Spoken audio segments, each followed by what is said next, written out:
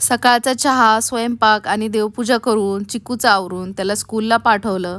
मीही तयार झाले. हेअर केअर, स्किन केअर करून घेतलं आणि आम्ही निघालो बाहेर. थोडं काम होतं त्यासाठी. बाहेर पाऊस देखील चालू होता. बाहेरची कामे करून घेतली आणि चिकूच्या स्कूलमध्ये गेलो मीटिंग अटेंड करण्यासाठी. मीटिंग अटेंड केली, चिकूची प्रोग्रेस वगैरे चेक केली. तो आता छान अभ्यास करतोय, त्यामुळे आता काही टेन्शन नाही. नवीन स्कूल असून देखील सगळं छान मॅनेज करतोय. घरी येऊन जेवण केलं. दुपारी इकडे त्यांची मस्ती चालू होती. त्यात खुशी माझा व्हिडिओ काढ असं बोलत होती. नवीन घरी शिफ्ट झाल्यापासून प्लांट्सकडे दुर्लक्षच झाले. चिकूचा थोडा वेळ स्टडी घेतला. रताळी, दूध, साखर आणि तूप हे कॉम्बिनेशन कोणाकोणाला आवडतंय नक्की सांगा. संध्याकाळी आईकडे माताजींचं मेडिटेशन करण्यासाठी गेले होते. एवढी मोठी झाली आहे तरी माझे पप्पा रोज माझ्यासाठी काहीतरी खायला घेऊन येतात.